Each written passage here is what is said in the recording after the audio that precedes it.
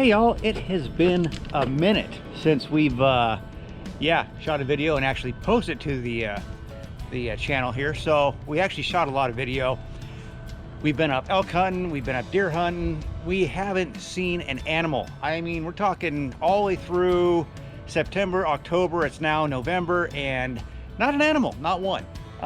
Had a elk pretty close to us. Unfortunately, the GoPro battery died right when it was elk was bugling 10 feet from us, but we couldn't see it because the foliage was so thick. But hopefully this next coming year, we got MJ and Brett a little more outfitted for some hunting, and we can get some better footage on that stuff. But for today, it is November, middle of November, almost Thanksgiving. We have some relatives down from another state, and one of them is a serious rock hound. And today we're going to be heading out for something totally new on the channel. It's going to be looking for opals, is it? Or something. So today we have two special guests. We have Jeremiah of, what's your company name? Sean Flory. What?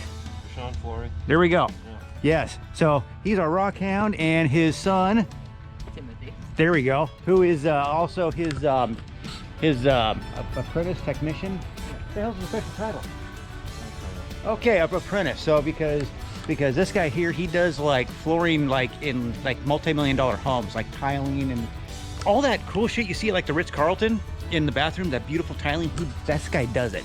So yeah, and I wish I could have some of that, you know, skill. So, but today we're heading out in Moxie. We're heading out to the Owyees. Gonna get some good footage. We have the drone to take with us today. Got it all charged up. So hope you enjoyed the video. It's gonna be some pretty cool shit. And hang with us, and we'll see if we can find us some gemstones. Let's roll.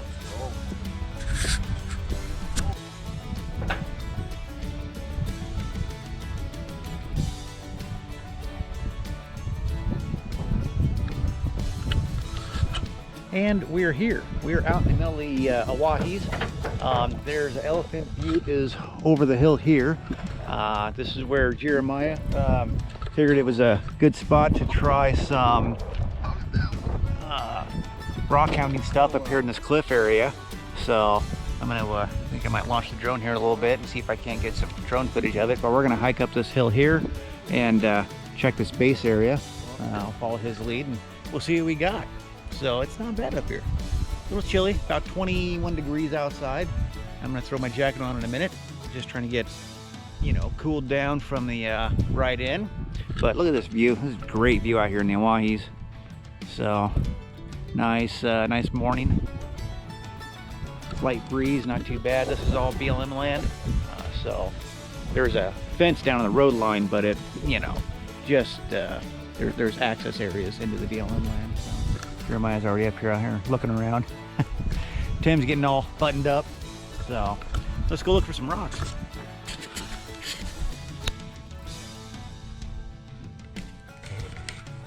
And we are up in the rocks. We climbed way the hell up here. We are parked way down there, but we climbed up this little road here and got up in here in this rock stuff. So we're checking out these fissures and stuff that go all the way up in here, up to that chute. Nice little cave area back up in there. If you never needed to, you know, find a place to survival camp. Like, Tim's coming down after our tea kettle this way. Dug into this little area here, which actually is a hollow chute that comes out under that rock right there. Pretty cool. Real quick over here. So people actually come up here and climb, and as you can see, they put arrows and they show you how to navigate up here, up into that hole here, and then up around to that. There's like a pocket up in there, and then you can go up and free climb up to the top there. So yeah, there's a way to get up here. But let's look at these massive boulders that are broken off and come down and stuck right here. One day, eventually, through erosion, I mean, all it's going to take is a little bit right there, and this rock will be way down there. So anyway, but get back to it here, and you gotta be careful when you're climbing around, because you know, you step wrong and you start going.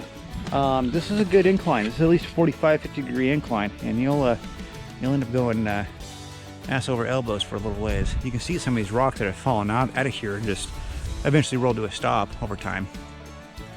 So, all right, let's get going and see what else we can find out besides snot dripping off my face.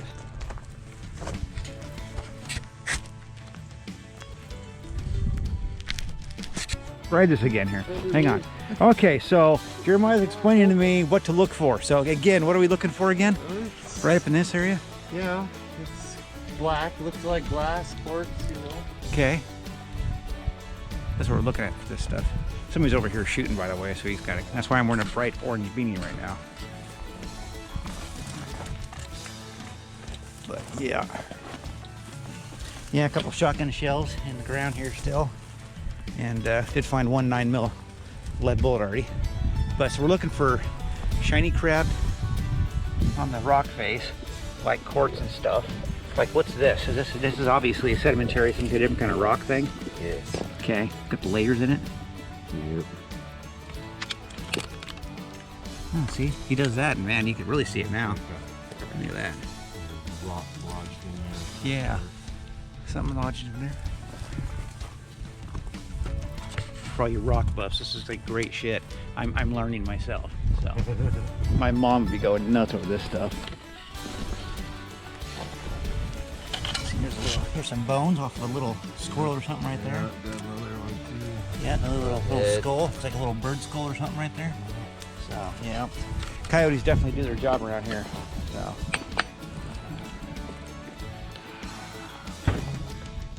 Yeah, somebody's shooting right over there. You can hear that shit. So. Next thing I guess would be get lower. Get lower? Yeah, Okay. Trying to figure out if we can pull out something besides. Yeah, that's an owl peak. Yep, I found some over there. Yeah, lots of owls around here. Come up here and eat their little bison stuff. And it's like straight up above us here.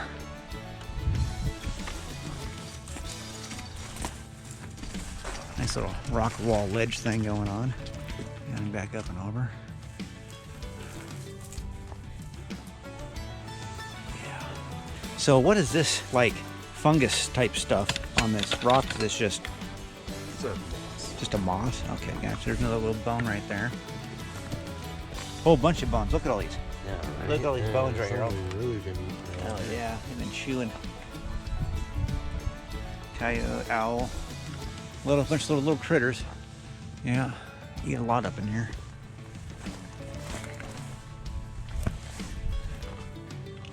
Yeah, that's where owls come. We're out of the wind. Another little bone there. Some other stuff up in here. It's interesting to see just the layer upon layer of rock and how many millions of years it took this stuff just to, finally show itself again. But kind of crawling around. Other stuff. 10. But I don't hear any snaps or whizzes by our heads, so they're not shooting our direction. That's why I'm wearing a bright orange beanie, so people know I'm out here, just in case. This is BLM. People come out here shooting a lot. So that's a critter hole. So out here you find a critter hole. Looks like it hasn't been used too awful. It hasn't been used in the recent past, but yeah, fox, coyote, something like that. Jeremiah was digging in this little hole back in here, see if there's anything over here. Don't see anything back down here. There's another bone down there, it looks like. Bigger one. Good spot to have a nice snack if you're an animal. So, yeah, all right, I'll keep on digging and see what we got.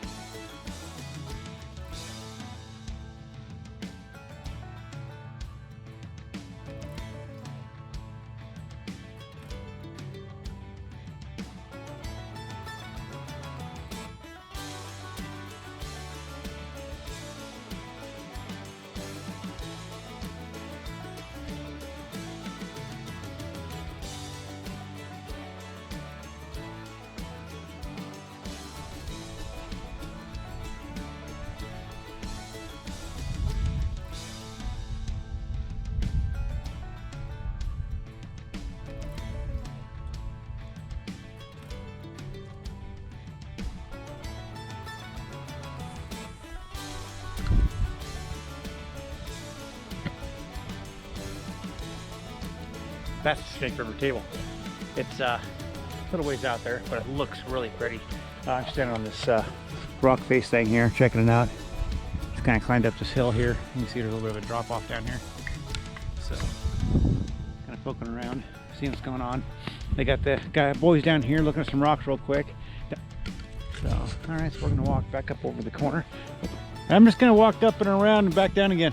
So, get up here on this knife ridge here.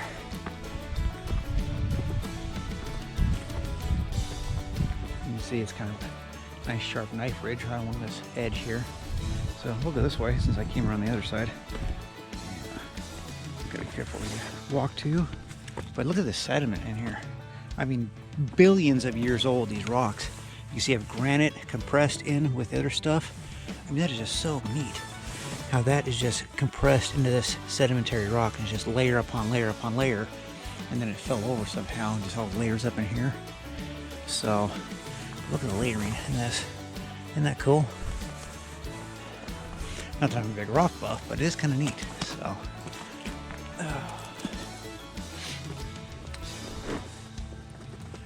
yeah, stuff that's been here for millions of years, and you know, actually touching it, this rock's actually warm. This would be a good spot if you were, if you're needing to, you know, camp out for the night. If you were lost, right up against this ridge right here, like this dry area, get all this weed here and all these weeds here. Be a good fire starter. Right up against this rock, keep it nice and warm, shelter from you. Keep your backside covered for anything coming from your left or right.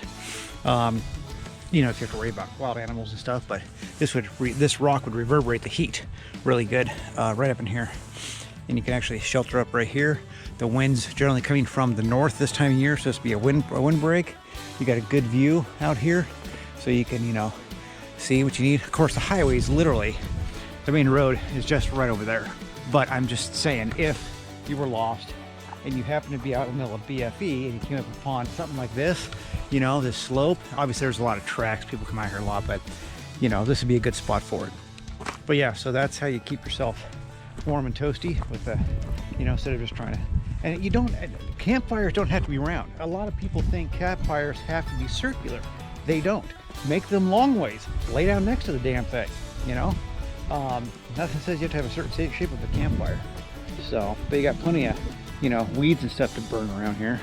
There's actually, at the bottom of this hill, there's actually some woods and, or wood, there's little twigs and shit around here that you can use to start your fire. Just look around and see what you got, you know? But it's been a fun day out here in the outdoors, enjoying the Owyees in southwestern Idaho. This is, you take Highway 95 out of like Napa through Marsing, and then you come out here, take the junction like you're heading down to Jordan Valley, Oregon, but yeah, down there on 95 little ways just south of Marsing, there's a truck weigh station, like a scale, truck scale station, and you turn there onto that road. And when I get back to the truck, I'll tell you what road it is. But anyway, you turn there on that road and you drive back here, and it actually connects right between Highway 95 and Highway 78, which are actually both running parallel to each other at this point in juncture. So since we've already come across most of this the open area, we're actually going to continue on over to Highway 78 and take it back to Walters Ferry and then back up in through Napa and back to home. A little cold still. It's about, I think it's about 30. High 20s right now, something like that. And but beautiful area, you know. Get away from you know, the hustle and bustle of the city. Get outdoors when you can. It may be cold, but it's dry and it's not raining. You know, the sun feels good. So just enjoying outdoors when you can, and that's what it's all about. But we'll see you. I keep saying but we will see you here in a little bit on the drive back. Oh, let me look up that road name real quick, because I'll tell you what it is. Just for anybody else wants to come out here and take a look. Let's see. What I use is yeah, so we're going to go with Onyx here. I bought a little subscription to these guys. I actually have 2 bars here. That's neat. So I am right over here in a second. I am right there. Sommer Camp Road. S-O-M-M-E-R. You see that right there. Sommer Camp Road. So yeah, you take Sommer Camp Road off of Highway 95 here, where that truck, that way station is. There's that way station right there. Takes Somer Camp Road, and it comes back. It passes through that private, and then BLM, and then private, and then BLM, then kind of private, but there's a BLM marker there. And we came back to this area, and right here, there's a sign and a fence. And the gate is actually, you can take the gate down, drive through it, and all it says is wild horse area. Right here is the gate. It says there's a wild horse area, and please stay on the established roads, which this is an established road. You can see the damn thing all the way over there and back up. Just do what the sign says is you can't drive cross country, so don't start cruising all the way across the freaking face of the mountain, which I wouldn't in Moxie anyway. I like Moxie too much. But anyway, so that's where we're at. State Idaho land, BLM. A lot of springs and wells around here. A lot of ATVs riding around here.